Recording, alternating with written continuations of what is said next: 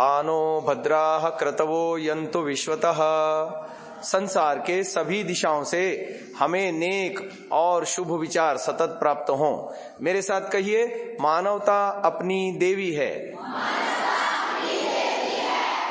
ज्ञान हमारा भैया है, मेहनत अपनी बहना है, धरती माँ की गोदी में सत्य जीवन साथी संग हर ही जीते रहना है। एक गीत के माध्यम से शुरू करते हैं। हो रही धरा विकल, हो रहा गगन विकल, इसलिए पड़ा निकल है आर्यों का वीर दल। हो रही धरा विकल, हो रहा गगन विकल, इसलिए पड़ा निकल है आर्यों का वीर दल। असंख्य कीर्ति रश्मियां विकीर्ण तेरी राहों में, सदैव से विजय रही है वीर तेरी बाहों में। रुके कहीं न एक पल प्रवाह जोश का प्रबल, आर्यों का वीर दल, ये आर्यों का वीर दल। हो रही धरा विकल, हो रहा गगन विकल, इसलिए पड़ा निकल है आर्यों का वीर दल।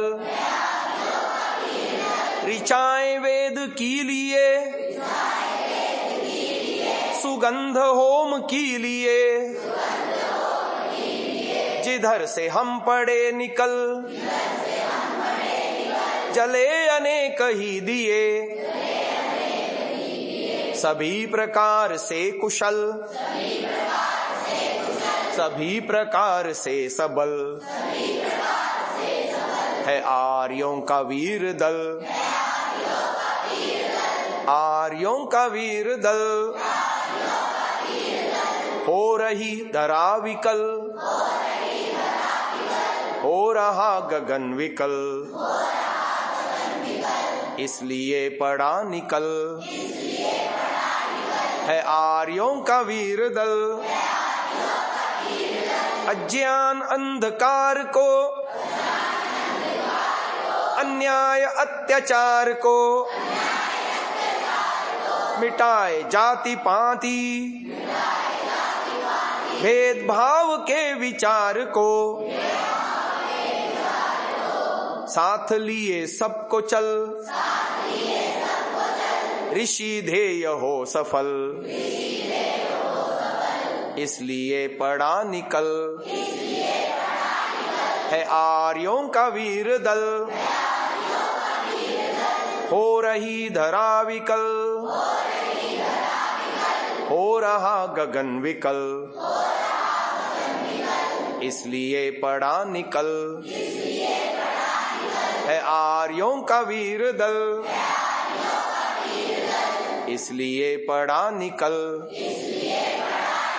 है आर्यों का वीर दल, आर्यों का वीर दल।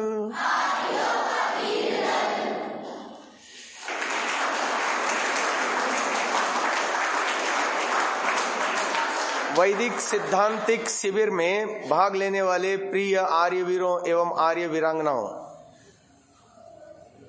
पेपर कठिन तो नहीं था ना?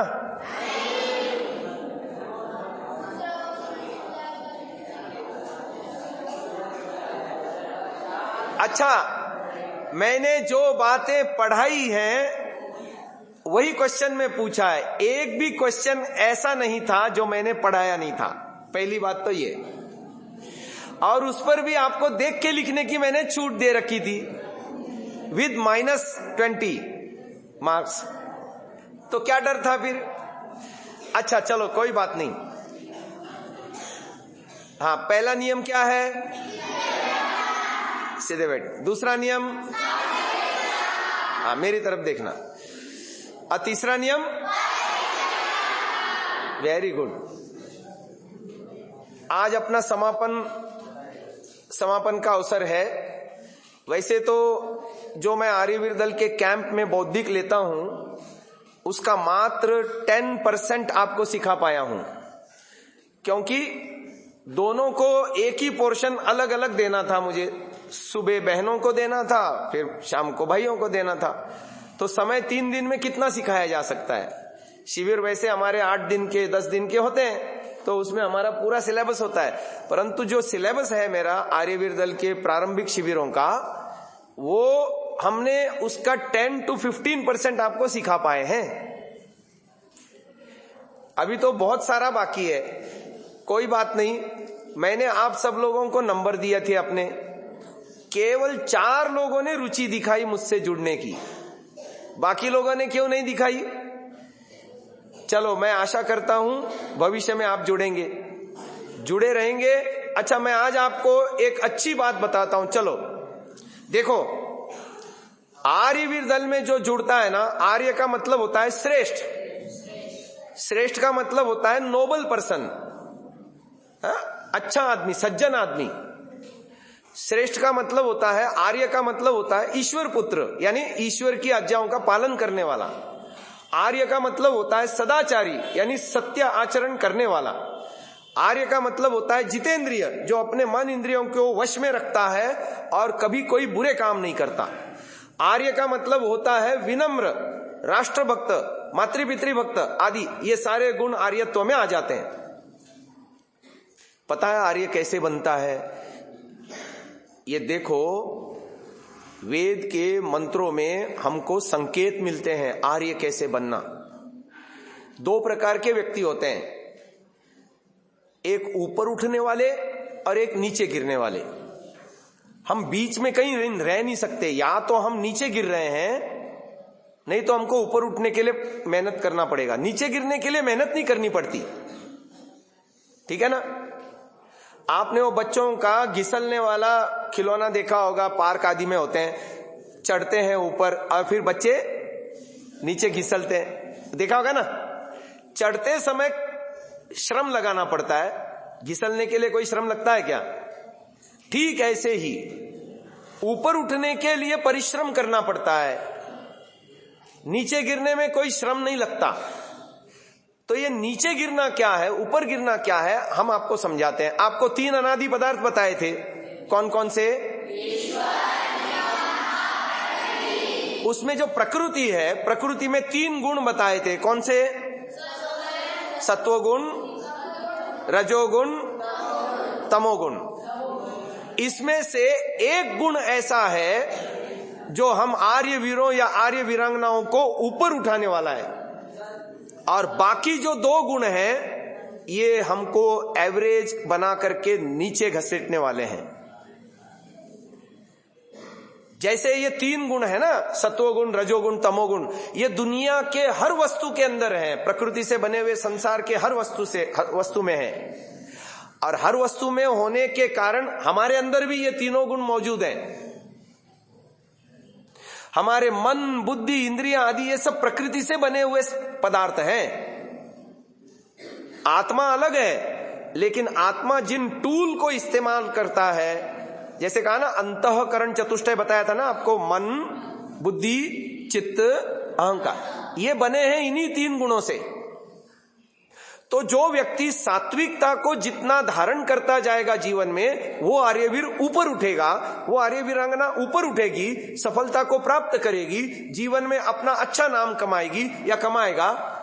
और जो व्यक्ति रजोगुण को आलंबन लेगा, तमोगुण को आलंबन लेगा, वो औरों की तरह एवरेज बन करके रह जाएगा, या तमोगुण को आलंबन लेगा तो घटिया होकर के उसका जीवन पतन की ओर चला जाएगा।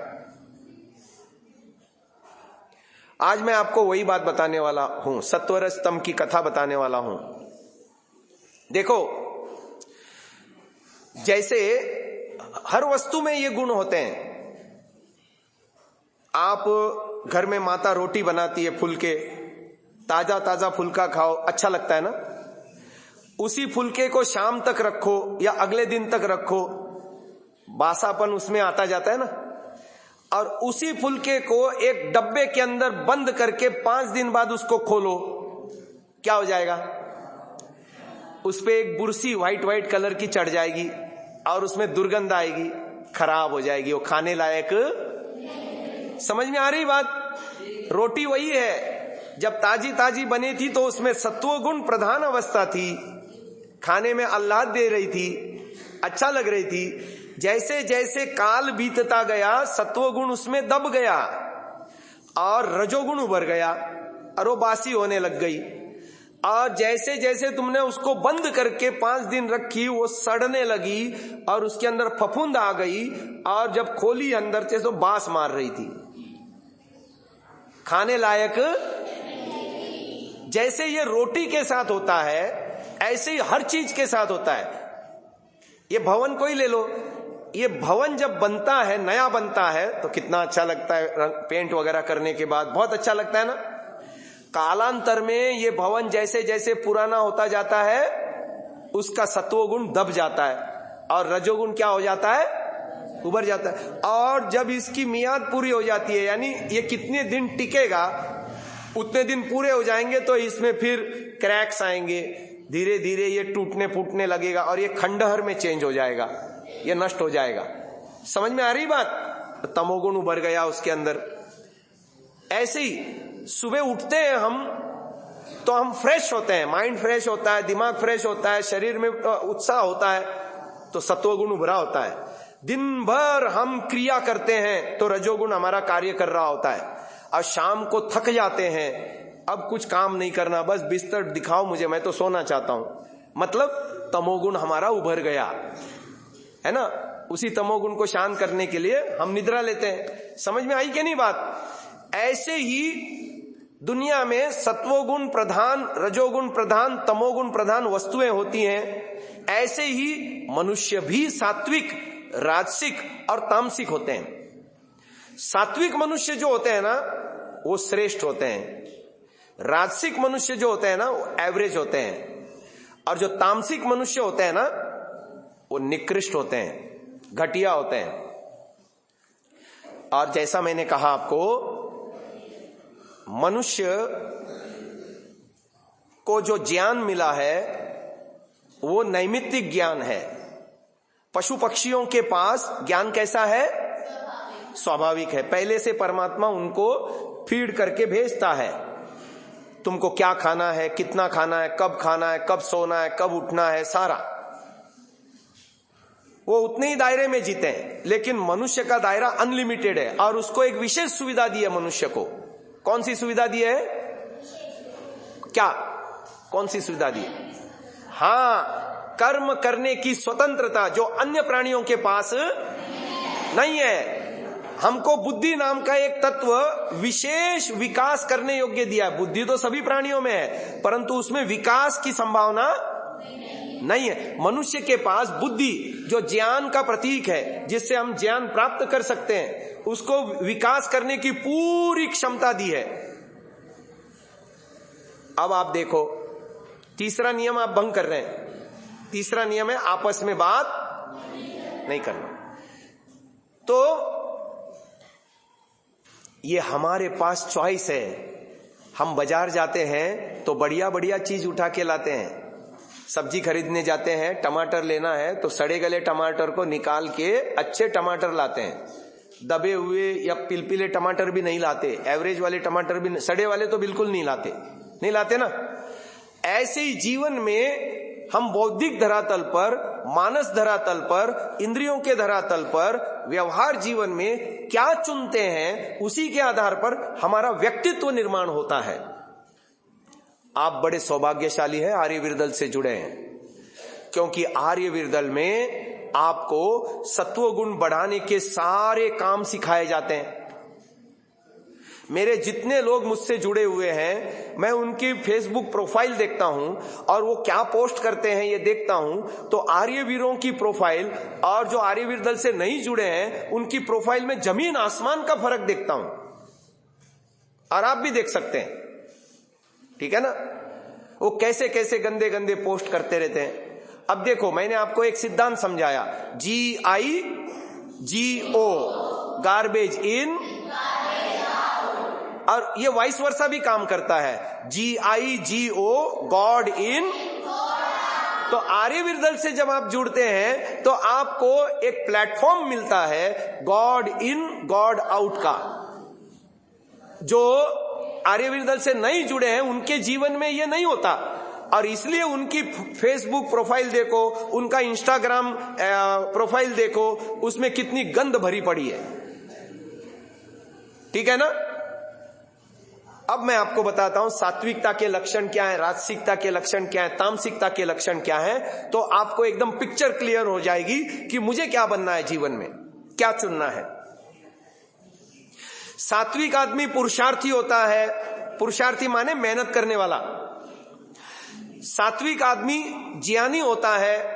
सात्विक आदमी सिंपल लिविंग, हाई थिंकिंग वाला होता है। सात्विक आदमी विनम्र होता है। सात्विक आदमी सरल होता है। सात्विक आदमी सेवाभावी होता है। सात्विक आदमी अनुशासित होता है। अनुशासन का मतलब डिसिप्लिन। सात्विक आदमी बड़े बुजुर्गों का, अपने टीचर्स का, अपने बड़े घर में जितने बड़े लोग हैं उसमें सब कुछ आ गए, माता पिता, नाना नानी, दादा दादी, चाचा ताऊ वगैरह सब आ गए, जो अपने से बड़े हैं, उन सबका आदर करने वाला होता है, उनकी आज्ञा पालन करने वाला होता है। सात्विक आदमी धैर्यवान होता है। धैर्य माने पेशेंस। सात्विक आदमी सहिष्णु होता है। सहिष्णु माने हाँ, सहन करने वाला।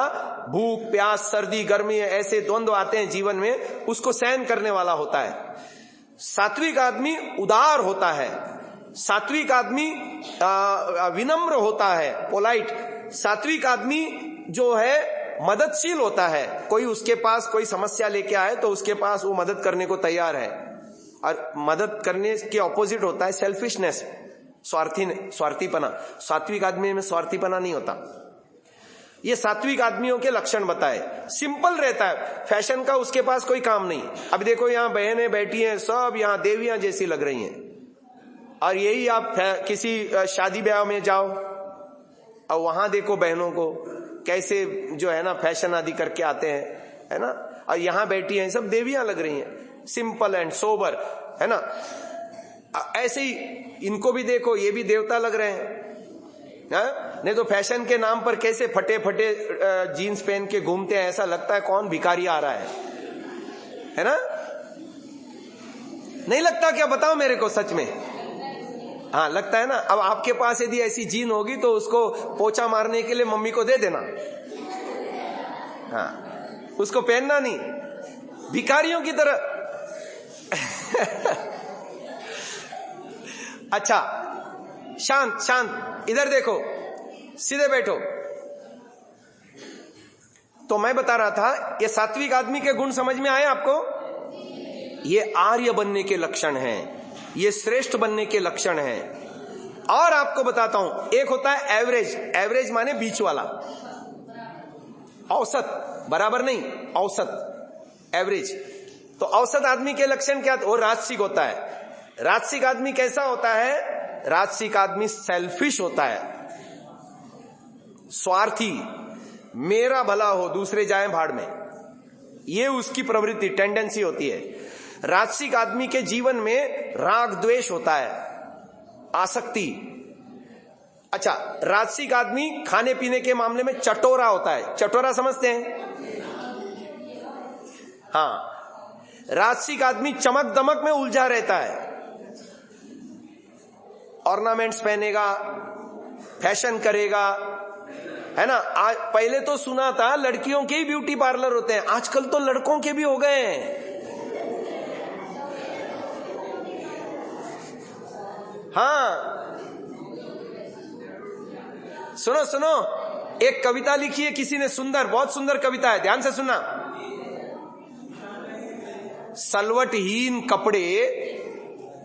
सलवटहीन कपड़े चमचमाते जूते आजकल जगह जगह है आदमियों को पहनते। कौन? कपड़े और जूते। सलवटहीन कपड़े चमचमाते जूते आजकल जगह जगह है आदमियों को पहनते, आदमी की मजबूरी का उठाते पूरा फायदा। कौन? कपड़े और आदमी की मजबूरी का उठाते पूरा फायदा। आदमी यदि अपनी दिमागी सलवटें मिटा दे, कोई जूता कोई कपड़ा पहन न सके उसे। यानी आदमी अपनी पर्सनालिटी कपड़ों और जूतों के द्वारा दिखाना चाहता है, जबकि वास्तविक पर्सनालिटी क्या है?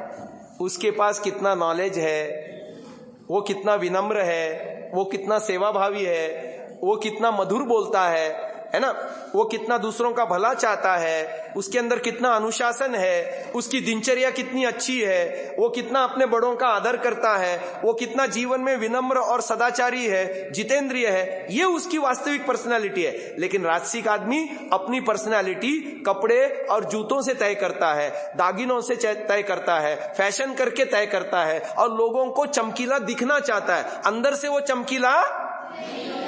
समझ में आई बात?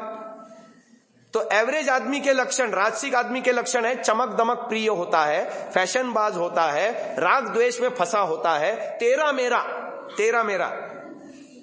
मेरा के चक्कर में उलझा होता है और छोटी छोटी बात पर गुस्सा होता है, छोटी छोटी बात पर नाराज होता है, छोटी छोटी बात पर जो है ना बिगड़ जाता है, शॉर्ट टेम्पर्ड जिसे कहते हैं ना, ऐसा होता है राजसिक आदमी। अच्छा, लोभी होता है, अपना अपना स्वार्थ देखता है, सेल्फिश। भाई आपस में बात नहीं, तीसरे नियम का भंग मत करो। ये बहनें देखो कैसी शांत बैठी हैं, ऐसे आप भी शांत बैठो। चलो आगे बढ़ते हैं। अब ये एवरेज लोगों के लक्षण हो गए, अब घटिया लोगों के लक्षण बताता हूं, जो निकृष्ट लोग हैं। निकृष्ट आदमी का पहला लक्षण आलसी होता है, मेहनत करने को नहीं होना। और सुनो, गंदा रहता है, अव्यवस्थित रहता है।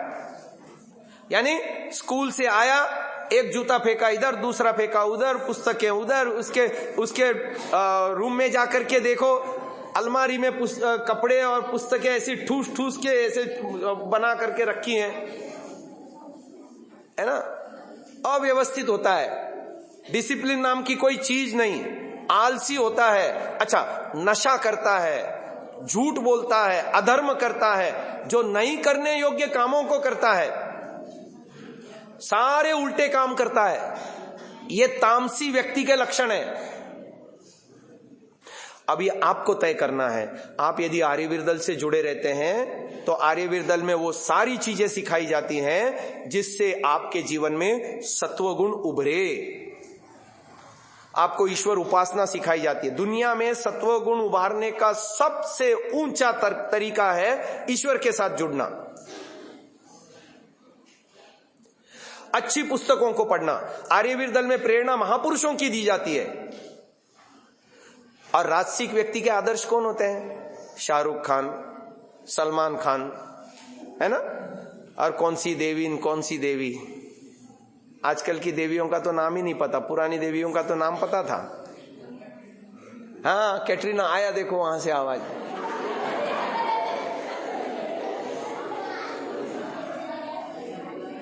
अच्छा सुनो, इधर ध्यान दो। अब बस हो गया। देखो मैं आपको एक बात बताता हूं, ये सिने तारिकाएं और सिने नट जो हैं सिनेमा के अंदर, हीरो और हीरोइंस, इनका अपना जीवन शून्य है। ये किसी दूसरे के द्वारा लिखे हुए स्टोरी को पर्दे के ऊपर अदाकारी करते हैं। इनका अपना जीवन कुछ नहीं होता। और इनके अपने जीवन में झांक के देखो, ये आपको नशेड़ी मिलेंगे, शराबी मिलेंगे, धूम्रपान करने वाले मिलेंगे, अय्याश मिलेंगे, है ना, व्यभिचारी मिलेंगे। इनके जीवन में मैं कहता हूं, यहां बैठा हुआ प्रत्येक आर्यवीर और आर्यवीरांगना चरित्र की दृष्टि से, वैचारिक दृष्टिकोण से, स्वास्थ्य के दृष्टिकोण से, हर तरह से इन फिल्मी हीरो हीरोइन से कई गुना श्रेष्ठ हैं। मैंने ऐसा सुना है, शाहरुख खान चेन स्मोकर है। चेन स्मोकर समझते हो? मैं बताता हूं, एक सिगरेट को बूझने से पहले अगली सिगरेट उसी सिगरेट से सुलगाने वाला आदमी चेन स्मोकर कहता है। यानी फ्रीक्वेंटली वो सिगरेट पीता है, बार बार दिन में कई सिगरेट पी जाता है, तो उसके अंदर कोई दम नहीं है। हमारा एक छोटा सा आर्यवीर, उसकी छाती में एक मुक्का मारे ना, वो पानी नहीं मांगने वाला है, उठेगा नहीं, वो उठ जाएगा।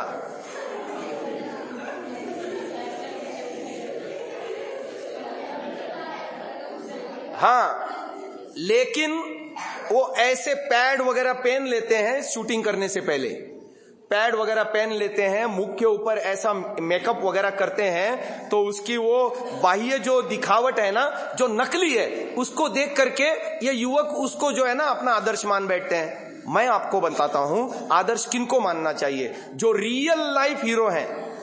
कुछ सालों बाद ये सभी जितने आज के अच्छे दिखते हैं, दिखने में अच्छे हैं, जिनकी सुंदरता है, लावण्य है, ऐसी हीरोइंस हैं, इनकी त्वचा ढीली पड़ेगी या नहीं पड़ेगी? ये लोग बूढ़े होंगे या नहीं होंगे? और उस अवस्था में जाओगे क्या उनके पास ऑटोग्राफ मांगने? कोई नहीं जाएगा। ये जितने 80s के जमाने के हीरो थे, जो उस समय के लोगों के आदर्श थे, दिलीप कुमार हुए हैं, देवानंद हुए, और ये जितने ये आज वो सब बूढ़े हो चुके हैं, आज इनके पास कोई ऑटोग्राफ मांगने नहीं जाता, क्योंकि ये अपने जीवन के रियल लाइफ हीरो हैं ही नहीं। इन्होंने जो पर्दे पर किरदार अदा किए, फिर चाहे अजय देवगन ने भगत सिंह का किरदार अदा किया होगा, वो अजय देवगन का स्वयं का किरदार नहीं है, उसने भगत सिंह को पर्दे पर प्ले किया। समझ में आ रही बात? मेरी बात समझो। लेकिन ये सारे हीरो लोग अपने व्यक्तिगत जीवन में भयंकर अय्याश हैं, शराबी हैं, ड्रग्स का सेवन करते हैं, आए दिन इनकी रेव पार्टियां खुलती हैं। अब पीछे तो खूब खुला था ना, शाहरुख खान के बेटे को पकड़ा था किसी जहाज पे, याद है ना? देखो, ये नकली हीरो हैं, असली हीरो कौन है? देखो, शिवाजी महाराज को इतने साल हो गए, 300, 350, 400 साल हो गए, आज भी हमारे हृदयों में वो जिंदा है या नहीं? भगत सिंह आज भी प्रेरणा के स्रोत हैं। श्री रामचंद्र 9 लाख साल के बाद आज भी आदर्श हैं। पूरा विश्व उनके राम जन्मभूमि के अंदर स्थापना को लेकर के उत्साहित है आज भी। और ये हीरो लोग, जब इनकी खाल लटक जाएगी, कोई पूछेगा नहीं, इनको खड़ा नहीं करेगा अपने सामने। और ये किनकी पसंद होती है? एवरेज लोगों की। अपने को एवरेज नहीं बनना है। हमारे हीरोज कौन हैं? हमारे हीरो हैं ये महर्षि दयानंद, है ना, गौतम, कपिल, कणाद, ये ऋषि हमारे हीरो हैं। हमारे हीरो हैं शिवाजी महाराज, ये क्षत्रियों में यदि गिनती की जाए तो रामचंद्र जी हमारे हीरो हैं, कृष्णचंद्र जी हमारे हीरो हैं, शिवाजी, महाराणा प्रताप, ये हमारे हीरो हैं। हमारे हीरो कौन है? बलिदानियों में सरदार भगत सिंह, राम प्रसाद बिस्मिल, ऐसे लोग हमारे हीरो हैं। झांसी की रानी, सुलभा, मैत्री, सीता माता, ये लोग हमारी हीरोइंस हैं, जिनकी जीवनी वो खुद जिए और जीवन में अपना नाम कमाया। क्यों? क्योंकि उन्होंने सात्विकता को धारण किया। अभी आपको बताया ना, समझाया ना सात्विकता के क्या गुण होते हैं। और ये सब आपको आर्यवीर दल में मिलता है। यदि आप अपने जीवन में ऊंचा उठना चाहते हो तो आपको कुछ काम प्रतिदिन करने चाहिए। पहला काम, ईश्वर की उपासना। जिस ईश्वर ने हमको जन्म दिया, ये शरीर बना के दिया, एक एक शरीर का अवयव कितना मूल्यवान है, इसकी आज आपको कल्पना नहीं है। पर यही शरीर का अवयव जब काम करना बंद कर देगा ना, तब इसकी वैल्यू आपको पता चलेगी। ठीक है? तब उसकी वैल्यू पता चलेगी। या इस मूल्यवान शरीर को पाने के एवज में आपसे शुल्क वसूला जाएगा, तब आपको इसकी वैल्यू पता चलेगी। मैं अक्सर उदाहरण दिया करता हूं। यदि ये आंख को बना के देने वाला, manufacturer of this I is God, और इसमें ऊर्जा भरी है, देखने की क्षमता, आंख में ज्योति देखने की, ये भी ईश्वर ने दी है, और इसका मेंटेनेंस भी ईश्वर करता है। इसका यदि चार्ज लेने लगे ना भगवान, यानी सुबह आपने आंख खोली, उसके बाद रात को सोने तक जितने दृश्य आप देखो, यदि उसका पैसा आपके पापा के बैंक अकाउंट से कट जाए, ऐसा ईश्वर यदि नियम लगा दे आपके ऊपर, तब आपको पता चलेगा कि इस आंख की कितनी कीमत है। अब वो देने वाला फ्री में देता है तो फ्री वस्तु की कीमत हम नहीं करते, परंतु हमें करनी चाहिए। कभी सोच के देखो, ये आंख की सुविधा जिसने मुझे दी है, इस आंख का वो देने वाला क्या चाहता है मुझसे? इस आंख का मैं सदुपयोग करूं या दुरुपयोग करूं? जबकि उसने मुझे फ्री दिया है। ऐसे ही मुझे कान की सुविधा उसने दे रखी है, वो क्या चाहता है कि इन कानों का उपयोग सदुपयोग मैं करूं या दुरुपयोग करूं? देखो हम लोग कितने कृतज्ञ हैं। मैं आपको एक उदाहरण देके समझाता हूं, एक एग्जांपल देके समझाता हूं। एक व्यक्ति, एक कल्पना करो, भारत मूल का निवासी विदेश में गया और जाकर के उसने बहुत पैसा कमाया, अरबोपति खरबोपति बन गया। उसका विवाह नहीं हुआ किसी कारण से, तो अकेला ही है। अब कई सालों बाद, 25-30 सालों बाद, बहुत पैसा कमाने के बाद एक बार वो इंडिया आया घूमने, भारत आया, अपने एक मित्र के यहां रुका। कल्पना करो उसका मित्र यहां सोनीपत में ही रहता है, 14 सेक्टर है ना, ये 14 सेक्टर में रहता है। अब वो मित्र के पास आया, 1 महीना भर यहां रुका। एक दिन मॉर्निंग वॉक के लिए निकला तो उसको पार्क में एक टोकरी के अंदर एक बच्चा मिला। अभी अभी एक हफ्ते का जन्मा हुआ बच्चा मिला। उसने देखा, अरे कौन, देखा तो पार्क में कोई नहीं था, सुबह सुबह का समय था, ठंड का मौसम था। देखा उसने कि उस बच्चे का कोई नहीं है, तो बच्चे को लेके आया। और क्योंकि वो अकेला था, उसने खुद शादी वादी नहीं की थी, तो उसका कोई नहीं था, तो उसने अपने मित्र को बोला, देख मैं इस बच्चे को तुझे सौंपता हूं, मेरी ओर से तू इसकी देखभाल कर, और इसकी देखभाल के लिए मैं तेरे नाम पे 2 करोड़ रुपया फिक्स में रखता हूं, और उसका ब्याज आएगा। आजकल 2 करोड़ का कम से कम 2 लाख रुपया तो ब्याज आसानी से मिल जाता है मासिक। तो ये 2 करोड़ रुपया मैं फिक्स में रखता हूं, ये मेरी ओर से तू इस बच्चे का पालन पोषण कर, मैं अकेला हूं, मैं इसका कर नहीं सकता, इसलिए तुझे सौंप रहा हूं। ऐसा कह के वो वापस विदेश चला गया। अब वो बच्चा उस परिवार में जो उसका मित्र का था ना, वो मित्र तो मिडिल क्लास फैमिली था, मुश्किल से उसको सैलरी मिलती होगी 50-60 हजार रुपया, और उसमें उसका परिवार पलता था। अब अचानक से 2 करोड़ की एफडी होने से उससे मिलने वाला ब्याज कितना हो गया? 2 लाख। 2 लाख अचानक मिल गए उसको, उसकी तो लॉटरी निकल गई। अब उसने उस बच्चे का पालन पोषण शुरू किया। उस बच्चे के साथ साथ उसके अपने बच्चे भी पलने लगे। वो बच्चा जैसे बड़ा बड़ा होने लगा, उसको पता चला किसी एक भले आदमी ने मेरे लिए 2 लाख रुपए का प्रबंध किया, और मेरे खाने पीने का, पहनने ओढ़ने का, कपड़े का, चिकित्सा का सारा प्रबंध उससे मेरा बहुत आसानी से, बढ़िया आराम से हो रहा है। अब मेरा आपसे सवाल, उस बच्चे के मन में जिसने डोनेशन किया है उसके लिए क्या भावना होगी? है? बहुत अच्छी भावना होगी ना। उसको कहते हैं कृतज्ञता। क्या कहते हैं? कृतज्ञता का मतलब किए हुए उपकार को मानना, स्वीकार करना।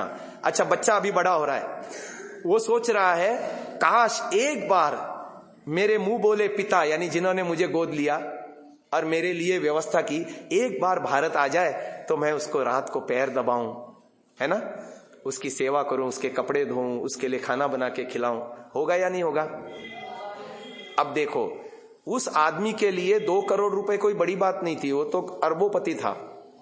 2 करोड़ रुपए उसके लिए ऐसे ही है जैसे जेब खर्ची निकाल के उसने दे दी, है ना। लेकिन इसके लिए पूरे जीवन भर का प्रबंध हो गया। और ये क्या सोचता है, मैं उस अपने मुंह बोले पिता के प्रति कुछ तो कृतज्ञता अर्पित करूं, कुछ तो उसके लिए अच्छा करूं, है ना। अब देखो, उसने, उस आदमी ने जो पैसा दिया और उससे जो उसने लाभ लिया वो डायरेक्ट दिखता है, इसलिए उसके प्रति कृतज्ञता हुई। लेकिन ईश्वर से जो हम लाभ ले रहे हैं ना, हम कभी नहीं सोचते, और इसीलिए ईश्वर के प्रति वैसी कृतज्ञता हमारे मन में बनती भी नहीं।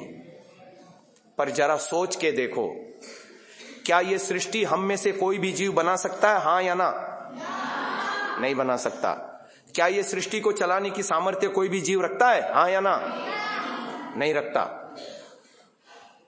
एक एक अवयव, आपको पता है ये सारा शरीर अरबों खरबों मूल्यों का है। इसका मैन्युफैक्चरिंग कॉस्ट आप पता ही नहीं लगा सकते, इसकी रिपेयरिंग कॉस्ट भी लाखों में है। आजकल जिसके हार्ट में प्रॉब्लम आती है, हॉस्पिटल में जाते हैं, हार्ट का ऑपरेशन करने में कितने पैसे लगते हैं? कई लाख लगते हैं ना। ये तो रिपेयरिंग कॉस्ट है। एक छोटी सी स्प्रिंग हार्ट में डालने का 2-2, 3-3, 4-4, 5-5 लाख रुपया ले लेते हैं ये डॉक्टर। रिपेयरिंग कॉस्ट है। तो सोचो मैन्युफैक्चरिंग कॉस्ट क्या होगा। ये तो एक हार्ट की बात मैंने आपको बता दी। और ये इतना बड़ा शरीर मूल्यवान फ्री दे दिया, इसका मेंटेनेंस भी ईश्वर फ्री करता है। बोलो, उसको थैंक यू कहना चाहिए या नहीं? उसके प्रति मन में कृतज्ञता के भाव होने चाहिए या नहीं? इसके लिए ही कहा जाता है कि सुबह शाम बैठ करके संध्या करो, ईश्वर को याद करो, ईश्वर का नाम जपो। वो गायत्री मंत्र से जपते हैं हम, संध्या के मंत्रों को याद करो। यहां से संध्या की पुस्तक आपको मिल जाएगी, आर्यवीर दल की शाखाओं में आपको मांगोगे तो इनसे दे देंगे ये लोग। संध्या को याद करो, और नहीं तो मेरा एप्लीकेशन डाउनलोड करो, उसमें वैदिक संध्या दी हुई है, उसमें एप्लीकेशन में चालू करो और बैठ जाओ। कुछ दिन में वो संध्या के मंत्र भी याद हो जाएंगे, उसके अंदर अर्थ भी दिया हुआ है, वो अर्थ भी याद हो जाएगा आपको। अब बहुत आनंद आएगा आपको कि हाँ, जिस पिता ने मुझे इतना बड़ा संसार बना के दिया, जिस पिता ने मेरे को ये सारी सुविधाएं दी, जिस पिता ने मेरे को ये अमूल्य जीवन दिया, मनुष्य जीवन, मैं उसको धन्यवाद कर रहा हूं। आपके मन में कृतज्ञता उत्पन्न होगी और आपके जीवन में सात्विकता बढ़ती चली जाएगी। सबसे पहला काम तो ये।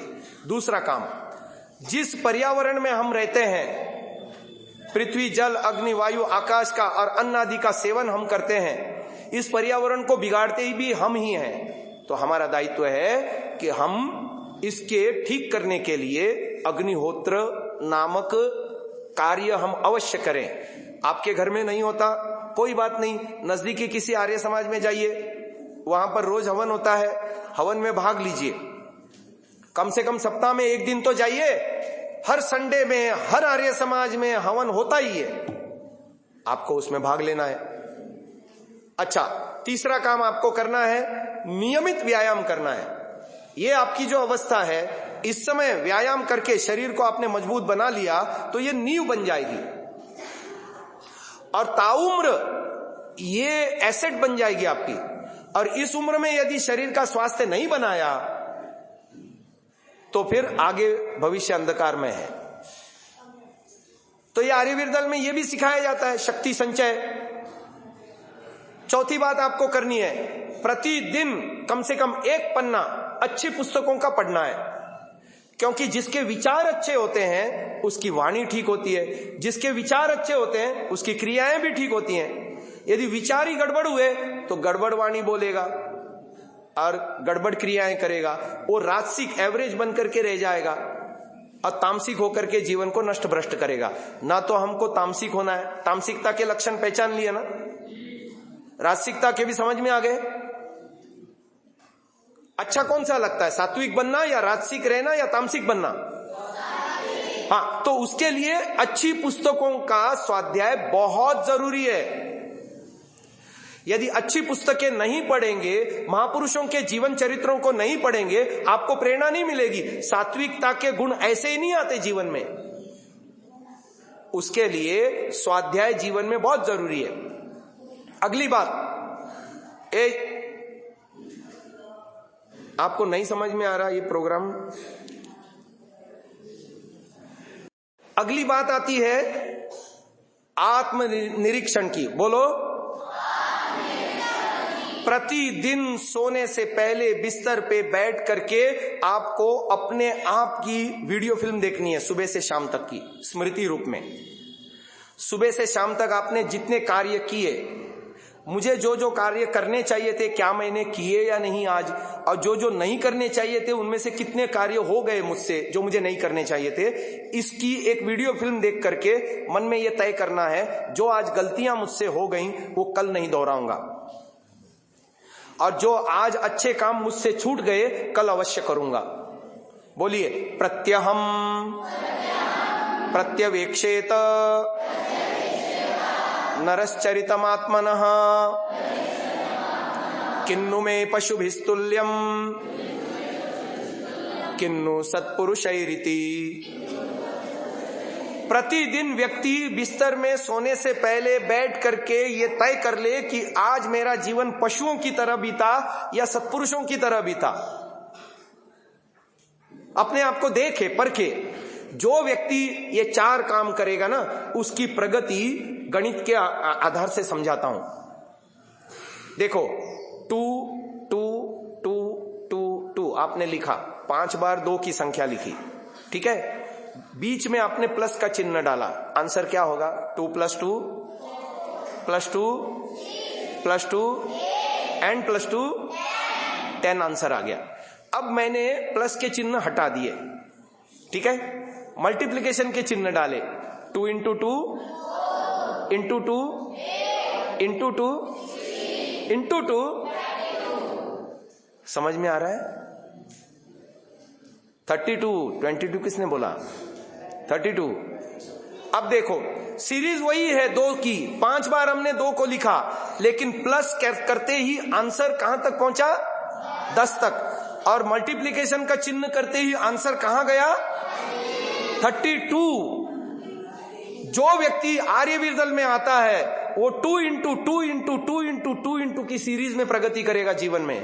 और जो आर्यवीरदल से नहीं जुड़ा है, जिसने कभी संध्या करना सीखी नहीं है, जो कभी हवन में उपस्थित नहीं होता संडे के संडे आर्य समाज में, जो कभी घर में स्वाध्याय नहीं करता, जो कभी नियमित व्यायाम नहीं करता, योगासन आदि नहीं करता, जो कभी आत्मनिरीक्षण नहीं करता रात को सोने से पहले, उसका जीवन 2 + 2 + 2 + 2 की सीरीज में आगे बढ़ेगा।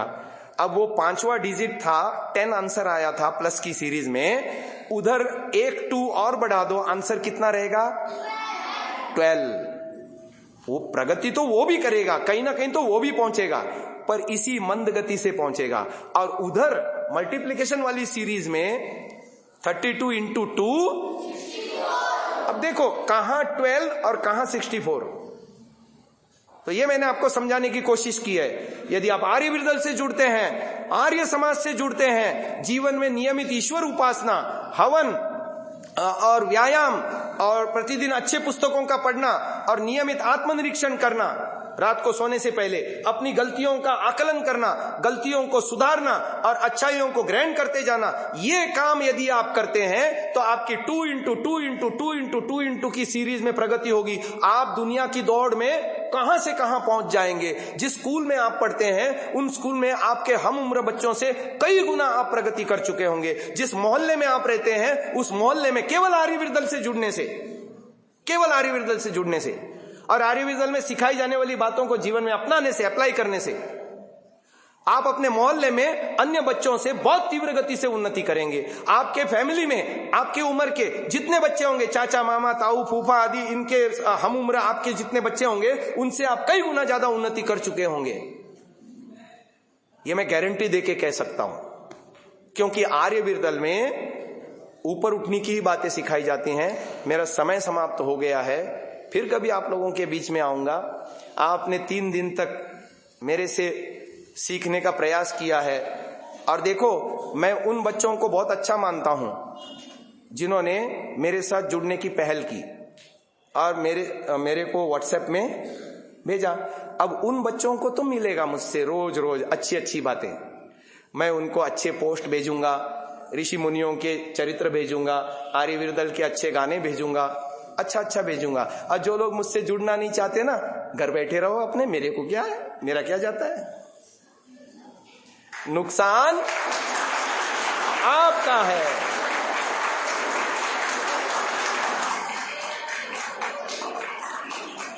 धन्यवाद।